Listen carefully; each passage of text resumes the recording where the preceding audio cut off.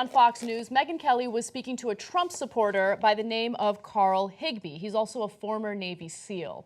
Now, during the discussion, they were talking about how, there might be a registry for incoming Muslims or people immigrating from Muslim countries, just to keep an eye on them, just in case there's any kind of questionable activity. And Megyn Kelly was questioning whether or not that's really the right way to go about things. So during the conversation, Carl Higbie was like, we have precedent that says that we can do this. And then he proceeds to give the example of internment camps here in the United States. He says the following: Higbie made it clear he thinks the vast majority of Muslims are not bad people, but because there are some who align with extreme ideology, it would be wise to keep tabs on people coming into the country from certain places. We've done it with Iran back a while ago, he said. We did it during World War II with the Japanese. So it wasn't just an analogy. It wasn't just, hey, I think maybe if we were to do this in the future, it's not a hypothetical, it's not a thought experiment. No, we interned the Japanese, so why don't we just consider profiling, registering, and perhaps interning the Muslims?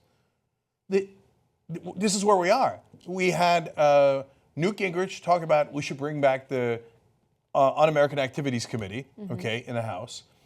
So full support of McCarthyism. We had Claire Lopez now being considered for one of the top posts in security in the Trump administration, talking about how McCarthy was spot on when he investigated other Americans. And now they're back to internment camps. And they're not shy about it. They're not abashed about it. To them, they're like, what do you mean? Of course, we don't like those people. They're a different race than us, or they're a different religion than us. Well, of course we should imprison them. You want to talk about un-American? You're the most un-American piece of trash there is if you want to discriminate based on race and religion. The whole point of the country is that we don't make those distinctions. So even Megyn Kelly, Fox News host, was outraged. She said, you can't be citing Japanese internment camps as a precedent for anything the president-elect's going to do. And the guy was like, yeah, no, I can. So no shame. It's amazing. So this is where we are, guys. So don't think that, hey, he won't really do it. These are the guys he's considering putting in charge. He's about to do it. So we said it 1,000 times. The wolf is real. It's not a trick.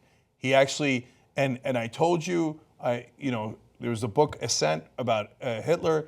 Now this actually is an analogy, okay? So I'm not saying he is Hitler. I'm not saying he did concentration camps. But when Hitler was rising, newspapers at the time said, he's just a dunderhead. He won't do any of the things he says he's going to do. He's just trying to get votes by being a populist. Almost the exact same things they said about Trump. And they're like, he's not going to do that stuff. Then why is he considering these monsters who talk openly about starting the internment camps? On national television, completely transparent, completely open to the idea.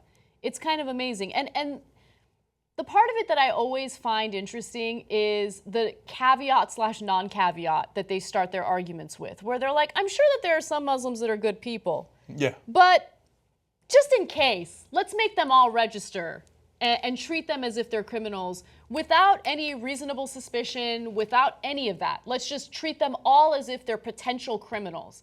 And again, you think about the lack of empathy, the inability to put yourself in anyone else's shoes, right?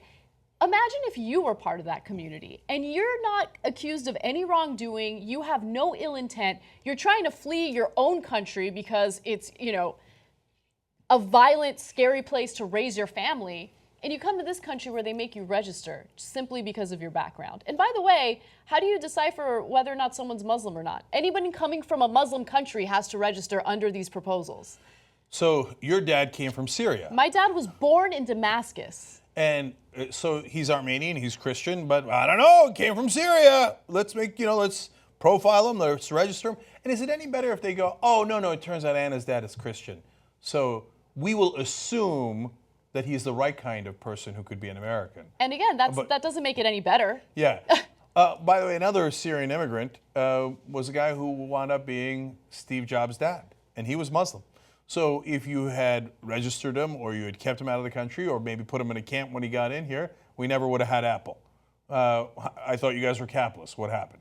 Okay, now finally, let's note the irony that these were the guys worried about FEMA camps.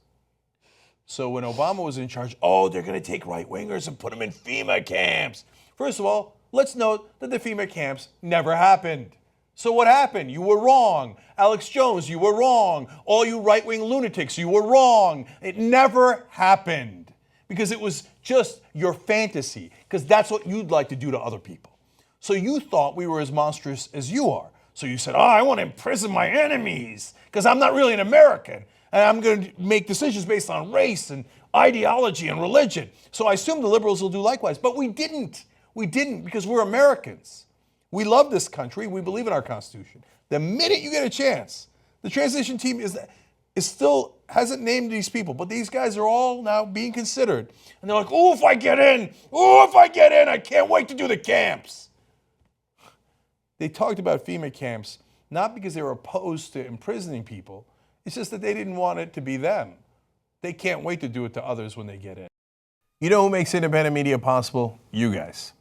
Because of you, we can actually do this show free of any outside influence.